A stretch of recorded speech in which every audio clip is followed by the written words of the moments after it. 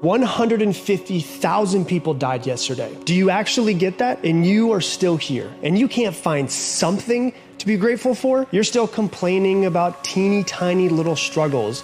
But I bet that if it was possible to give an option to all 150,000 people, all of them would gladly change places with you right now. You're alive. Your heart is beating. You have food, water, shelter, clothing, a few people that love you. You have so much to be grateful for. You have to learn to stop focusing on what you don't have and start focusing on what you do have. Because life isn't about having what you want, it's about being grateful for and wanting what you already have. Whatever is important to you, where your heart is, there is the mind. Where the mind is, so where the intention is, there is the energy. Where the energy is, there's the creation. So, if your heart is hanging on something, but your actions are doing something else, that just means your energy and what your heart really wants, they are not merging at all. So the universe doesn't know, what do you want? What should the universe give you now? So for me, it's all about alignment. What I feel inside aligns with what I talk, it aligns with what I think, it aligns with what my actions do, it aligns optimally with the proper circumstances. When everything is aligned, then the energy can just flow. Then it just flows and it just happens. If life was nothing but green lights and we didn't have yellows and reds, then what the hell would it all be for? We need the yellows and the reds. That's how we evolve. Go fail more. Go fail more. Forget them. Those people on the sideline that are saying the thumbs down or calling you something or being snarky, they're on the sidelines for a reason. Freud said once, in retrospect, the struggle will strike you as most beautiful. Like the years of struggle will strike you as most beautiful. And it's true, you think about the worst moments of your life from earlier. Now they're integrated into who you are. And in some ways we understand that we couldn't and wouldn't be where we are without those things. We know not only is that true in a positive way, but it's also just true in how the mind works. Like the mind is really good at, this is what cognitive dissonance does. It works on you in a way that makes this thing for the best, even if it wasn't for the best. Like we're so worried about, will I regret it? You won't regret it because you actually don't have that many regrets at all. The mind is pretty good at minimizing that feeling of regret. We convince ourselves that what happened was for the best. So we know this is almost certainly where we're going to end up in 6 months, in a year, in 10 years, in 30 years. And so why torture yourself in the interim, right? Why not give yourself some of that grace now? Anxiety is literally nothing more than you thinking about something in the future and thinking about it in a manner where it starts to sound an alarm in your body. First of all, if you catch yourself worrying, if you catch yourself out in the future catastrophizing, if you catch yourself in that, what if this, what if that, if you let your thoughts spin, it will spin you out of control and then you're going to start to feel anxious. And so you want to count backwards, 5, 4, 3, 2, 1. And one of the best, most effective things you can insert as a different pattern is this. What if it all works out? What if it all works out? What if I get on this plane and even though it's bumpy, it still lands and it all works out? Because you can't argue with that. If you can stabilize your thoughts, your body settles down and it doesn't escalate. So you're going to interrupt the worry, 5, 4, 3, 2, 1, and then you insert something else. You can also say this moment will pass. You can say I can handle this, but you've got to interrupt those thoughts and insert something else. And familiar feels safe. We are programmed every day to seek safety. Programmed to avoid discomfort because it's safe. Programmed to stay small because it's safe. Programmed to play victim because it's safe. Programmed to seek validation because it's safe. Programmed to repel money because it's safe. We are programmed from the moment that we were born, to our childhood environment, to the people that we hang out with, to the music that we listen to the news that we watch, to the television shows that we binge. We are programmed to seek safety. But it is your responsibility to take ownership over your programming, or else you're going to live life asleep. And what's the point of that? The energy that you give is the energy that you get. And that's with everything, that's with your mentality, that's with the things that you say, that's with the people that you hang out with. So it's so important that you surround yourself with people that's going to fill you with life and things that's going to fill you with life. And don't do things that's going to take life out of you. make sure that your vibration is high, your energy is high, that your energy and efforts and your mentality is in a great spot. I mean, and most days are going to be good and bad. Right? You have to learn how to embrace where you are with the bigger vision and the bigger picture in your heart and in your mind, right? That's the point of a vision. A vision is to help you see past the current circumstance, right? So if you're in a tough situation, right, or in a tough circumstance, what having a vision for your life does is it helps you to see past that. I know that where I'm at is just a stepping stone. It's just a moment in time in a greater vision. Exercise more, push more magic into the marketplace, give more value to people, read more books. It's harder to keep on pushing, but that's what legendary is. See, the great legends are the ones that are at the top of the mountain and they keep on trying to get better. So I suggest to you with great respect that nothing fails like success. Just a friendly reminder that sometimes, a lot of the time, self-love is just doing things you don't really want to do, but you know are good for you, and then trying to be kind to yourself in the process. Over and over and over and over and over again.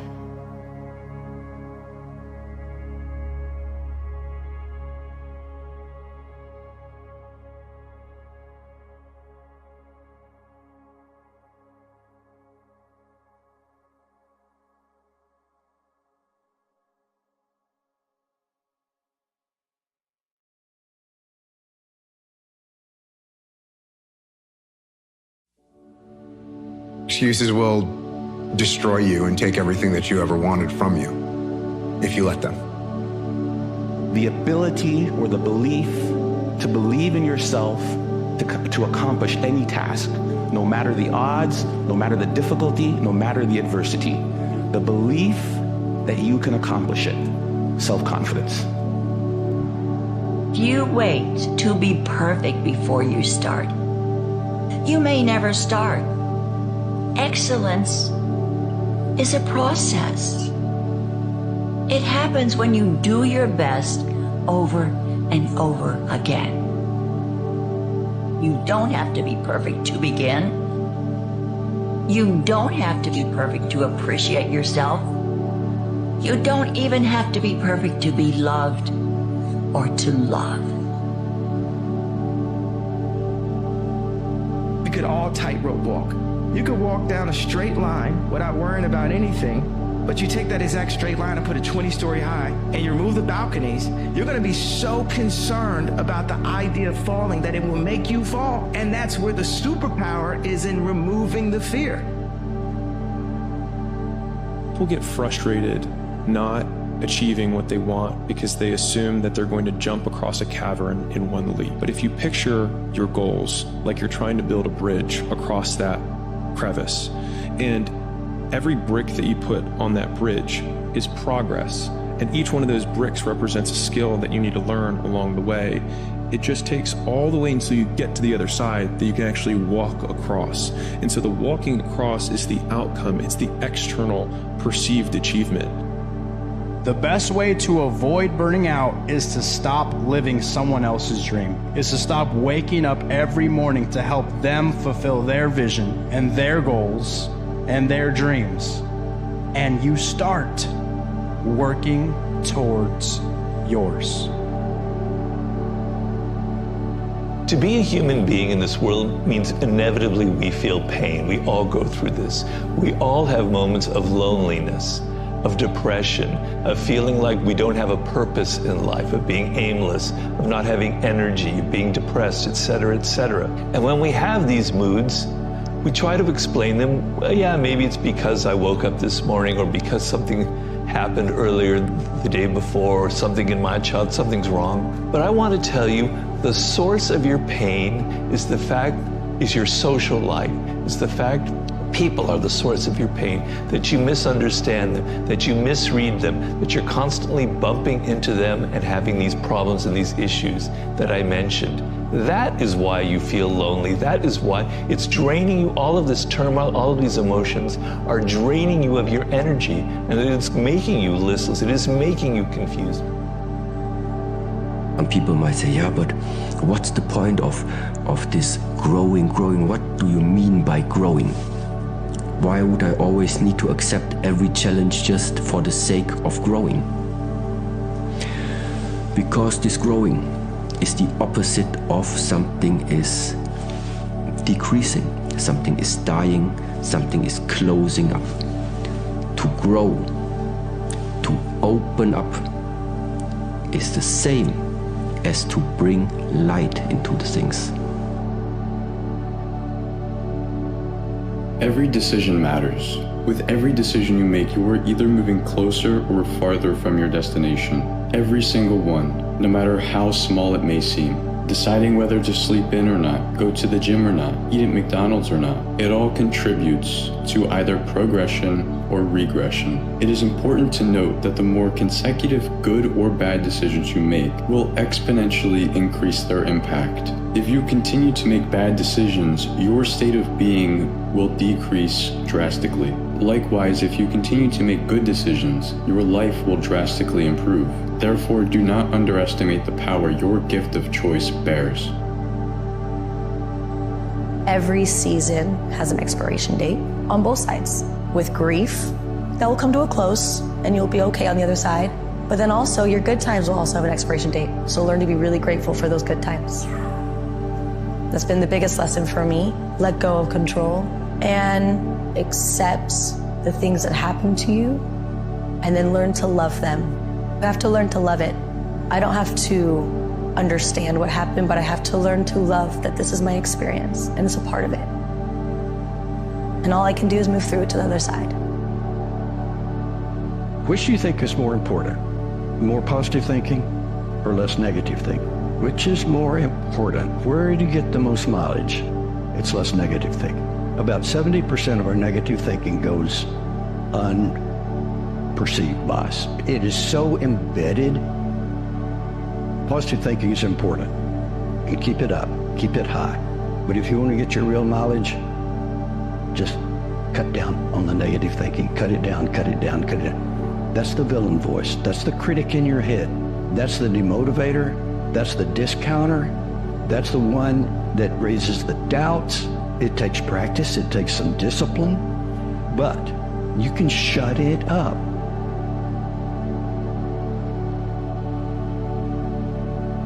And you be committed to the process of what you're doing without being emotionally attached to the results of what you're doing. In other words, if the outcome changes, does it change who you are, what you said, and what you seek to accomplish? Because for most of us, when we don't get what we want, a champion is made on the other side of I don't feel like it. Right? Everybody that gets up every single day, they might not feel like it. But there's certain cats that's gonna embrace it and figure out a way to get better. There's other cats gonna retreat, they're gonna quit, and they're gonna settle into mediocrity. The thing that they all have, all the great ones have, they have this unstoppable belief in themselves. And even if they lose, they learn. They lose, they learn, they come back, they get better. But you have these like missions that you have to complete to get to the next level, and then when you go through your day, people distract you. There's loads of distractions. They're everywhere. You know what I mean? They're just there to sway you off your path of what you woke up in the morning to think and to do to get you to the next level of your game.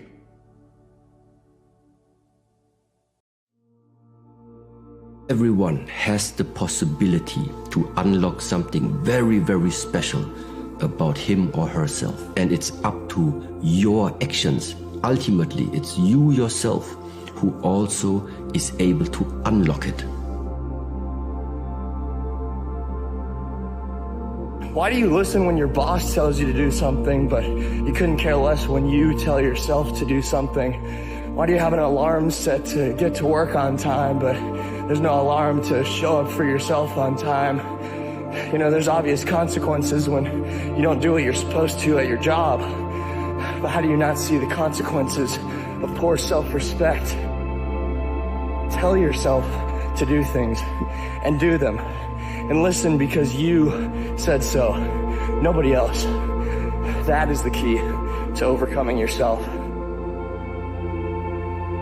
It's taken you your whole life to become the person that you are today. So don't get upset with yourself if becoming an entirely new person doesn't happen overnight.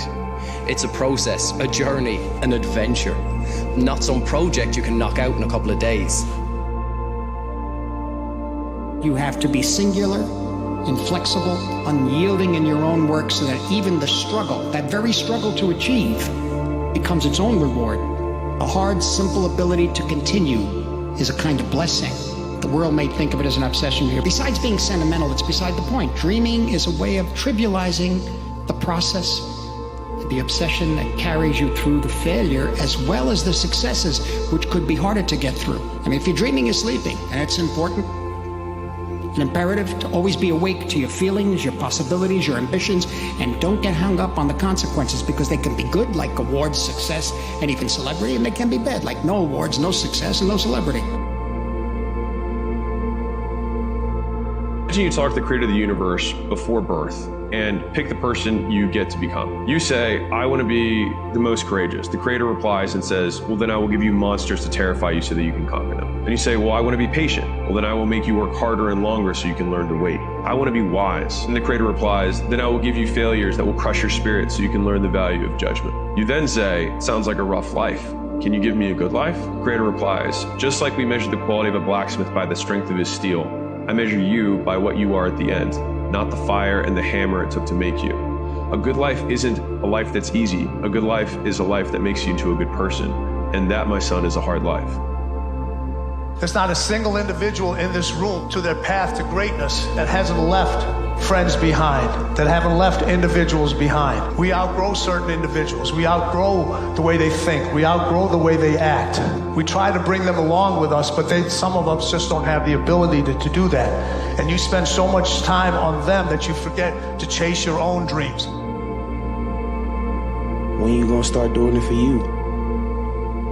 When you gonna start going after your success for you and stop thinking you need everybody else around you? You don't need their support. You don't need their love. You don't need their respect. The only love, respect that you need is yours. You need to do it for you. This is a season of your life you need to be doing it for yourself. You need to be getting your health right, getting your body right. Understand that life don't go nowhere without your action. Being alone is a harsh necessity, and if I'm fully transparent, I'd say most of my life was defined by just that. It's not that there weren't people around me, but I got to a certain point in growing up where I was almost certain that nobody would ever understand. You see, to be alone is very hard, and it's a constant pursuit in my life to get further from that, but I retain moments of embracing isolation because it's my opportunity to speak to the only person that is always on the same page. Me. You'll never feel ready to do things that scare you. You will never feel ready to take that leap. Your brain is designed to protect you, and change requires risk. And so you are protecting yourself by saying maybe tomorrow. If you want to change your life, you must make a decision to change your life. Learn to become still and to take your attention away from what you don't want and all the emotional charge around it, and place the attention on what you wish to experience. Energy flows where attention goes. You can begin right now to feel healthy. You can begin to feel prosperous. You can begin to feel the love that's surrounding you, even if it's not there. And what will happen is the universe will correspond to the nature of your song. The universe will correspond to the nature of that inner feeling and manifest, because that's the way you feel. It's never too late. Don't listen to these people who want to put you in a box. Don't listen to them. Be you. Remember, you won't get everything you want. Simply sometimes it hails on your crop and rains on your parade. It's that kind of planet. You must learn to handle the negative. Don't ignore it, handle it. Avoidance is just another form of fear. It's easier to run or to distract yourself, but that doesn't get you where you need to be. The real courage comes when you decide to face it head on. The discomfort doesn't disappear. You teach your body and mind that you're in control. Each time you face what you've been avoiding, you prove to yourself that you're not powerless. No more delaying, no more hiding. It's all part of the journey. This is your time to make it happen. And what's the worst that can happen? We live in so much fear. We live in so much trepidation because we're worried about pain or frustration, yet we've experienced pain and frustration, and yet here we are, we're still here. What's the worst that can happen? The real interesting thing is, what if you don't do what it is that you want to do, and you never know what can happen? Because what can happen is what you dream about.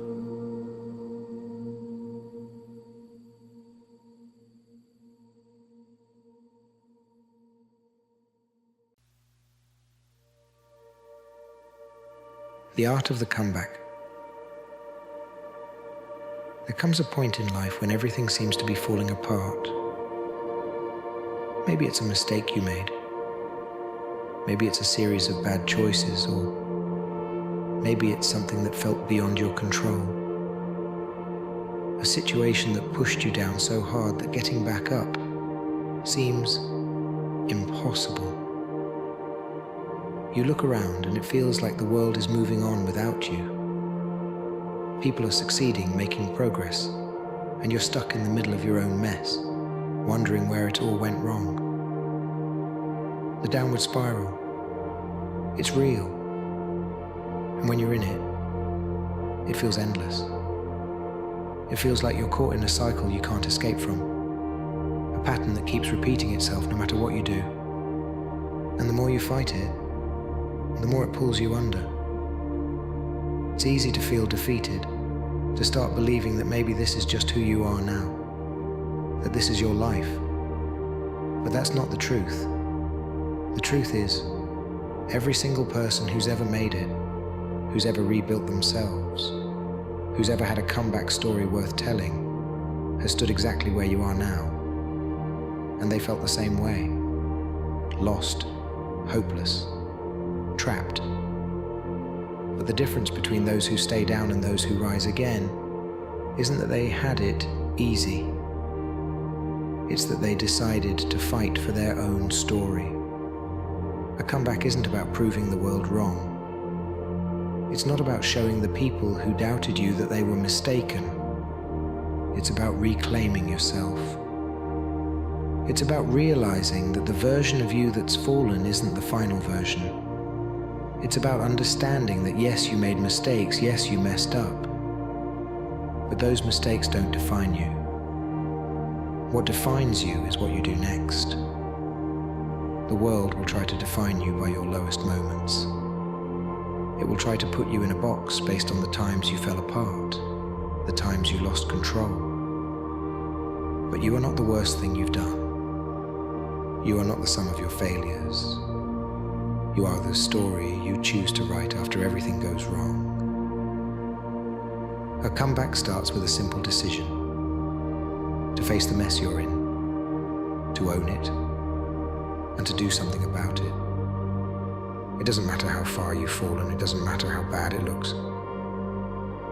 All that matters is that you make the choice to get back up, quietly, without drama, without fanfare, just a commitment to yourself to move forward, one step at a time.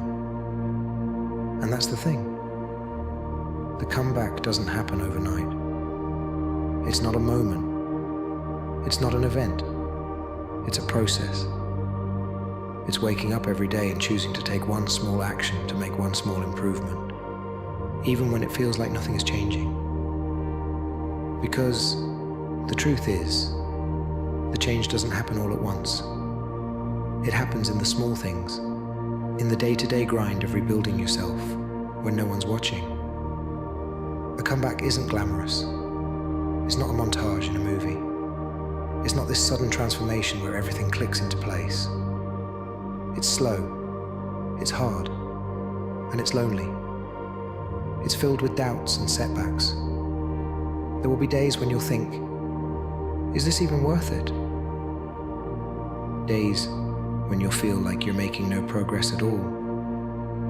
And it's in those moments that you have to dig deep and remind yourself that this is exactly where the change happens. In the struggle, in the quiet, in the moments when no one else sees what you're fighting for. The beauty of a comeback is that it's yours alone. It's your story, your battle, your journey. And when you rise again, it's not about anyone else. It's not about showing the world or proving the doubters wrong. It's about looking at yourself in the mirror and knowing that you had every reason to give up, every excuse to quit, and you didn't. You fought, and that's enough. You see, life will always give you reasons to spiral. It'll give you excuses to stay down, to stay stuck. But it will also give you the opportunity to rise, to rebuild, and to redefine yourself. The question isn't whether or not life will knock you down. It will. The question is what you're going to do about it when it happens. The comeback is about perspective. It's about understanding that the downward spiral isn't the end of your story. It's the turning point.